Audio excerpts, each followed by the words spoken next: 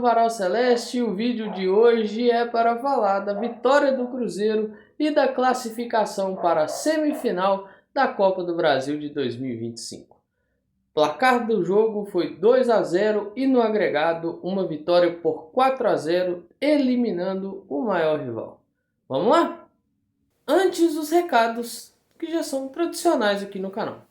Deixe o seu like, se inscreva no canal ativando o sininho de todas as notificações e compartilhe com seus amigos e seguidores em todas as suas redes sociais. O time que o Cruzeiro mandou a campo para conseguir essa classificação, conseguir a vitória no Mineirão e confirmar a classificação para a semifinal da Copa do Brasil foi o seguinte: Cássio, William, Fabrício Bruno, Djalma e Kaique. Lucas Romero, Lucas Silva, Christian e Matheus Pereira, Wanderson e Caio Jorge entraram no decorrer do jogo. Matheus Henrique, Gabigol, Sinisterra, Eduardo e Wallace. Jogo que contou com a participação importantíssima do DM do Cruzeiro. Coisa de maluco o que fizeram com o Caio Jorge. O Caio Jorge jogou quase 70 minutos de jogo, mesmo ainda segurando um pouquinho, mas foram quase 70 minutos, numa intensidade muito grande, sendo decisivo, porque são 2 gols do Caio Jorge, mas são 2 gols do DM do Cruzeiro também, né? Sendo decisivo, tendo participação fundamental, não só nos gols, mas também ao longo da partida, disputando, brigando espaço, tendo entendimento do que era o jogo, provocando, fazendo tudo aquilo que se espera que se faça num clássico, sabe? Principalmente um clássico dessa magnitude, um clássico que valia vaga na semifinal de uma competição tão importante e onde nós temos uma história tão rica. Bom, eu vou começar falando do jogo em si.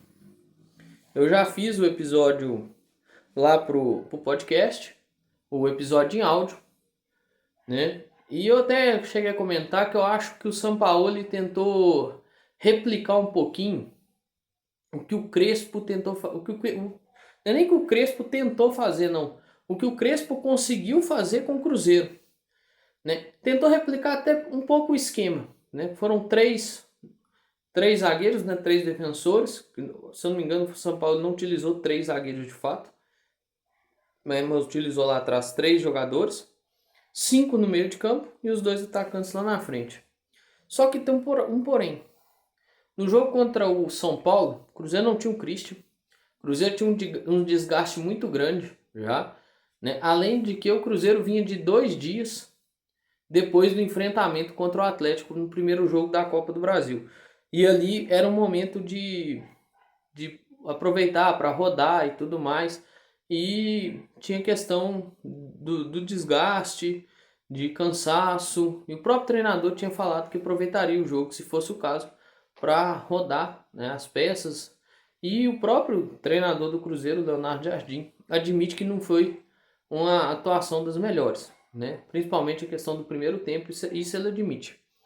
Então, assim, tinha muito contexto naquele jogo contra o São Paulo.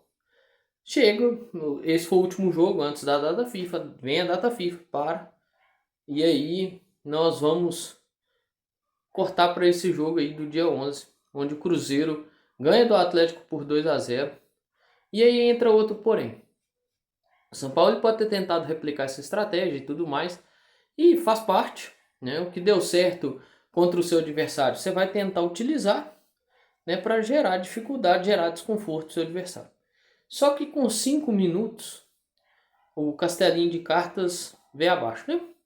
Bateu uma ventania e derrubou o castelinho de cartas da galera aí, né? Pôs tudo abaixo, chamado Caio Jorge, né? Falta na área, Fabrício Bruno escorou para dentro, numa similaridade muito grande com o segundo gol, assim, que ocorreu na arena, né? Fabrício Bruno colocando a bola dentro da área de novo. O Christian perde a primeira oportunidade e aí o cara tá iluminado. Não tem jeito. A bola sobra para ele de frente pro gol, com o gol aberto, escancarado, né? Porque o Guilherme Arana estava dentro do gol. Mesmo que o Arana conseguisse impedir a bola de bater na rede, ele estaria dentro do gol, a bola entraria. Seria gol de toda forma, né? Então assim, quando o cara tá nesse nível aí de fase, é algo incrível. Aproveitou, fez o gol. E aí eu vou utilizar aqui também uma frase do São Paulo, que é aquela, né? Quando ganha do Flamengo, ganha do Palmeiras, São Paulo, Inter, Corinthians, Grêmio. Quando ganha desses times, o torcedor naturalmente já acompanha os programas esportivos e tal. Quando ganha um clássico, ou quando ganha um confronto, um clássico que é um confronto que vale uma vaga na semifinal, o nível de consumo de material envolvendo criadores de conteúdo, páginas de esporte e dentre outros, né, canais TNT, ESPN e tal, Band, Alterosa aumenta, né? E se eu não me engano foi no perfil do Sport Center, que é da ESPN, né? O programa, que tem uma fala do São Paulo da questão do jogo ter sido brigado. E de fato o jogo foi muito mais brigado do que jogado, mas muito mais por parte deles, né? Que era aquela história de tentar entrar, criar uma pilha e tudo mais, fazer o jogador do Cruzeiro cair nessa pilha, o jogador ser expulso e trazer o jogo mais para próximo de uma tentativa de disputa para correr atrás dos 2-0. Lembrar, gente, o Atlético precisava correr atrás de 2 gols de diferença. E ainda com 5 minutos toma o terceiro no agregado, né? Toma mais um. Já ficou muito difícil. Então o negócio virou uma pilha muito grande. E aí você vê o Lianco, a bola sai, não tem necessidade nenhuma de fazer aquilo. Ele fala pro árbitro que a bola não tinha saído. A bola já tinha saído. Ela estava em cima da linha da linha pontilhada da área técnica. E ele dá uma bica na bola na direção da torcida, cara. Podia acertar uma criança, uma mãe, um senhor, uma senhora de idade. Não tinha necessidade nenhuma de fazer aquilo. Mas ele foi lá e deu uma bica na bola para a torcida. E aí, assim, tentaram criar isso. O Hulk do seu jeito, incomodando o árbitro. Eu acho que o Hulk está incomodando o árbitro até hoje, né? Reclamando com a arbitragem. Hoje tem até participação especial, o cachorro do vizinho tá firme e forte aí.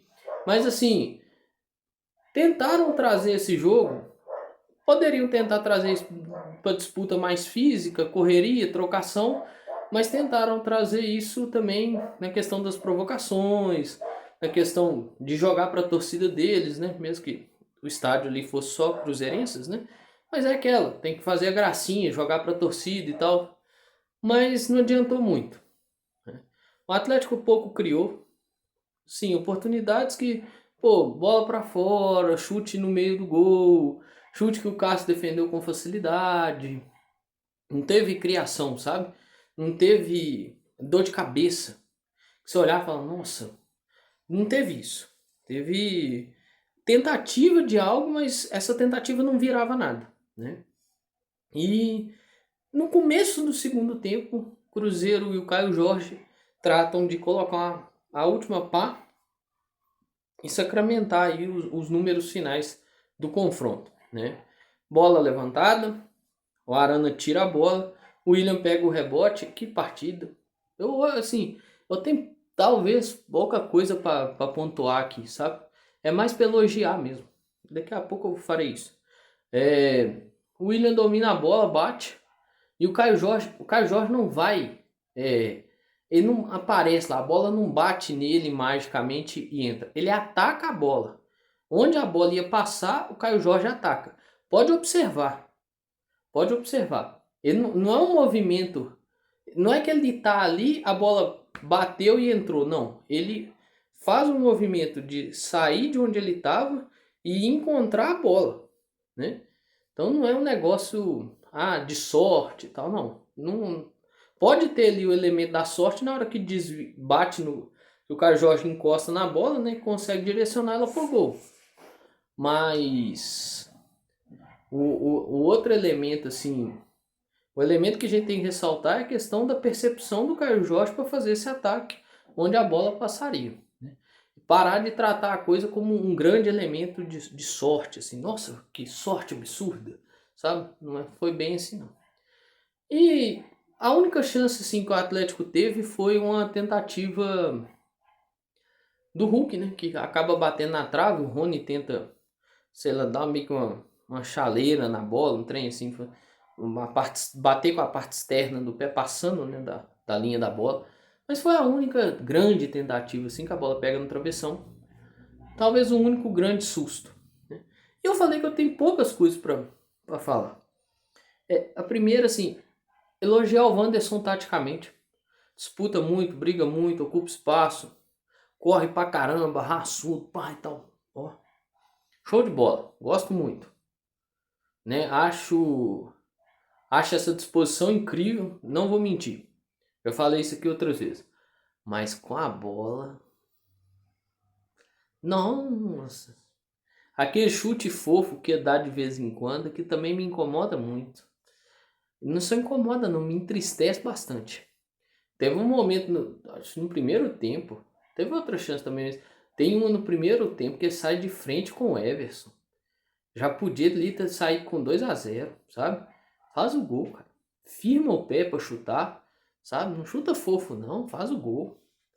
Sabe? Pô, irmão, a última vez que você balançou as redes, mano, você vestia a camisa do Internacional ainda, cara.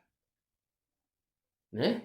Muito importante, taticamente, corre muito, disputa, ajuda muito o Kaique ali pelo lado esquerdo, mas faz o gol, cara.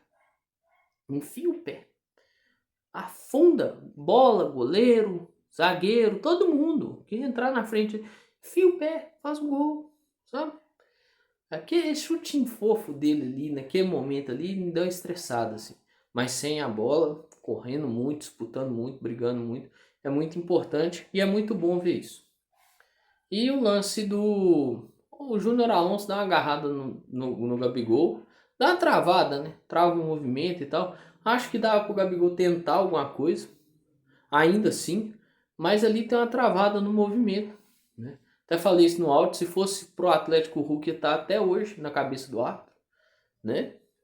Mas o Gabigol tentou reclamar também, mas assim, na boa, eu também não marcaria, sabe? A gente comenta essas coisas e tal, mas eu não marcaria. Eu acho que daria para fazer alguma coisa ali, mas tem. Aquilo ali de fato dá uma limitada no movimento. Eu não sei se limita ao ponto de ser pênalti, mas dá uma limitada no movimento. Mas o que eu queria falar é antes, a cabeçada do Christian. Acho que o Christian teve uma grande oportunidade de cabecear essa bola meio que num contrapé do Everson, ali no canto direito, e escolheu talvez a pior decisão para um cara que estava sozinho, talvez até muito equilibrado, para tomar uma decisão melhor, sabe? Ou tentar cabecear no canto esquerdo, ou buscar o contrapé no canto direito, mas não conseguiu. Mas assim, é mais isso aí, gente. Tem muito mais o que falar, não. Talvez falar um pouco da minha percepção. Eu tive um excesso de precaução e cautela, até porque eu gosto de evitar de atribuir aos outros determinadas situações, né, como é atribuído ao cruzeirense. O atleticano adora atribuir coisas ao cruzeirense, né, arrogância, soberba e afins. E aí eu vi uma publicação, né, eu acho que é aquele Marlon Wines, né, que fez as branquelas, pequenininho e tal, tava com um bonezinho com o símbolo do Atlético e tal. Aí o cara falando que que o cruzeirense estava com inveja nos comentários e tal. E falando que a psicologia nomeia esse sentimento que o cruzeirense estava por ver um ator estadunidense com o bonezinho do Atlético. A psicologia nomeia muita coisa, né? Vamos ser sincero. Freud, esses dois livros aqui em cima que são do Freud, existe até a frase, né? Freud explica. E de fato, Freud explica aí algumas coisas. Você vai pegar outros autores aí, eles explicam muitas coisas, né? Aí tem várias linhas de pensamento aí na psicologia, não é minha área, não sou formado nisso, sou formado em história e jornalismo.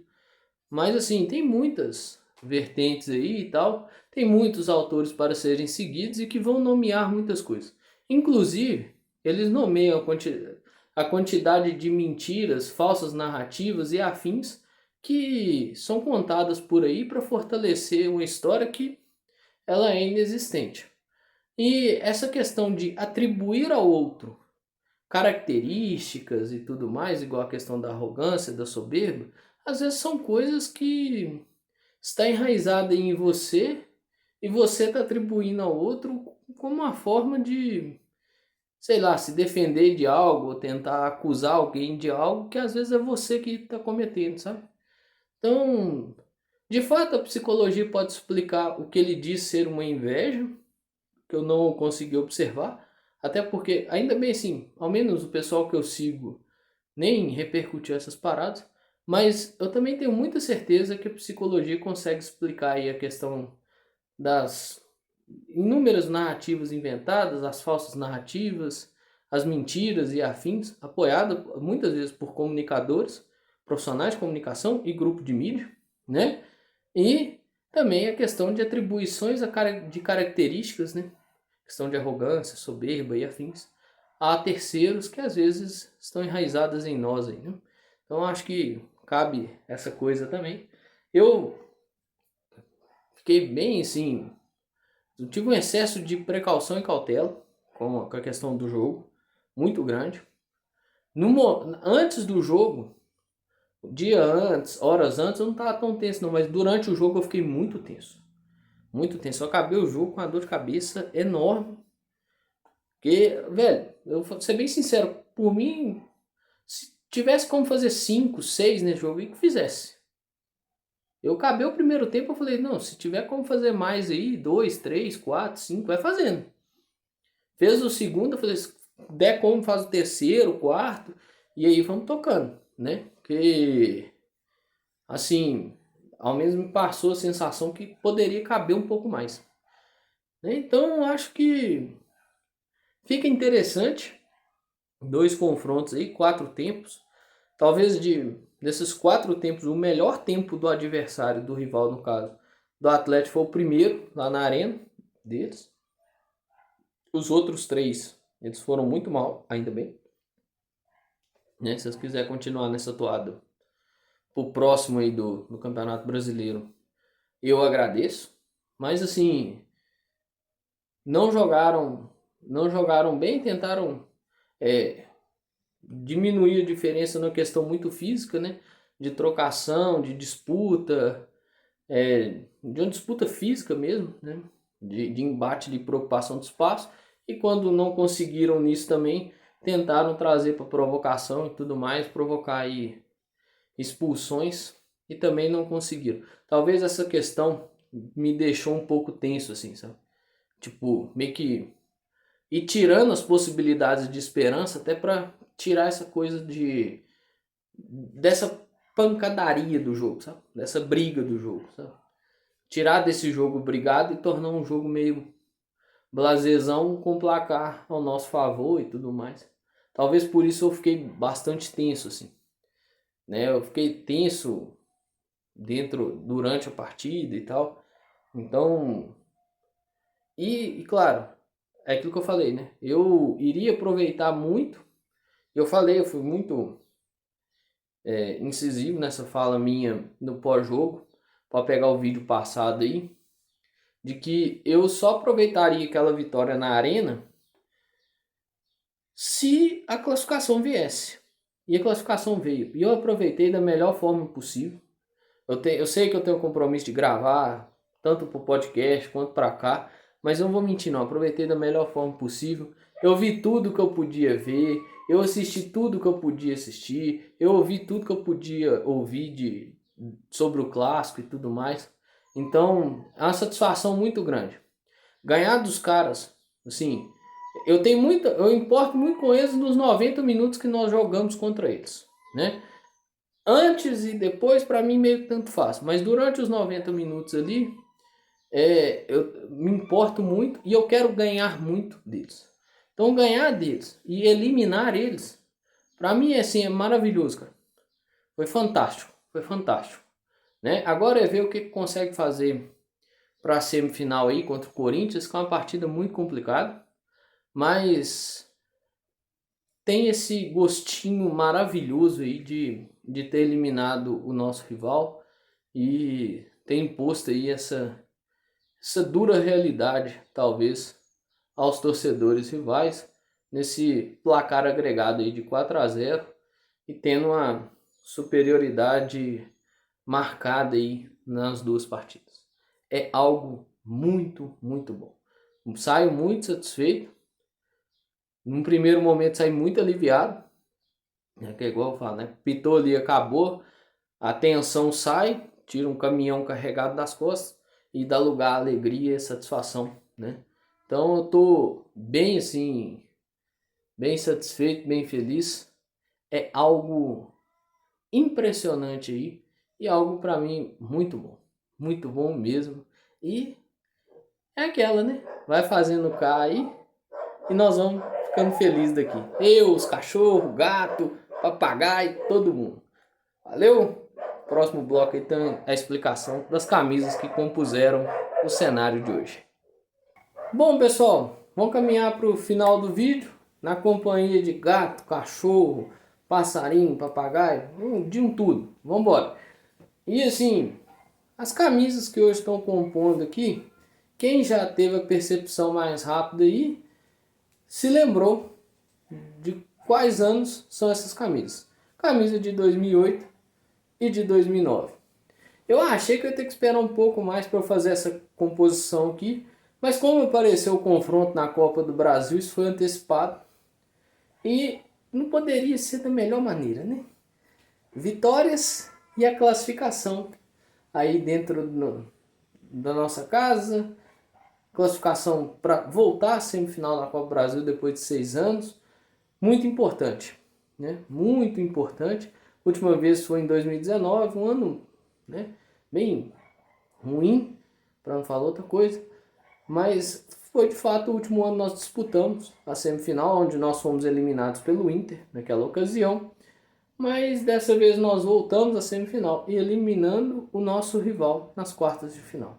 Camisa de 2008, que traz a lembrança aí daquele primeiro 5-0 na final do Campeonato Mineiro, né? Depois de um ano em que, em 2007, nós tomamos 4-0 para o Atlético no primeiro jogo, foi uma sensação muito ruim. Depois do segundo jogo lá em 2007, o Cruzeiro joga até bem, fica assim a sensação que dava para ter buscado e tudo mais, mas perde. Mas no outro ano o Cruzeiro mais estruturado, um time um pouquinho mais arrumadinho, consegue ali um 5-0, né, que é um marco dessas decisões de Campeonato Mineiro aí, ainda mais que no outro ano, em 2009, consegue outro 5-0, né, tendo também aí, trazendo como um marco para essas decisões envolvendo Cruzeiro e Atlético. 2 5-0 seguidos, se eu não me engano, o goleiro do Atlético era o mesmo, o Juninho, que tinha passado por aqui, se eu não me engano, em 2006. Ele sai, eu acho que vai para o América e depois vai para o Atlético. Uma história mais ou menos assim.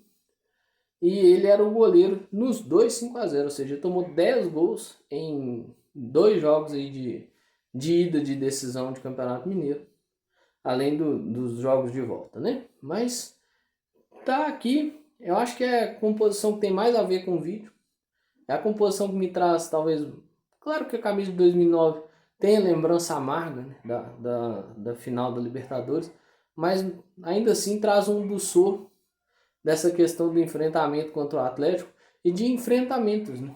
O Cruzeiro passou um bom tempo sem perder para o Atlético, principalmente o ano de 2008, o Cruzeiro não conheceu derrotas para o Atlético. Em 2009 perde, né, na véspera da final da Libertadores, mas no retorno consegue a vitória.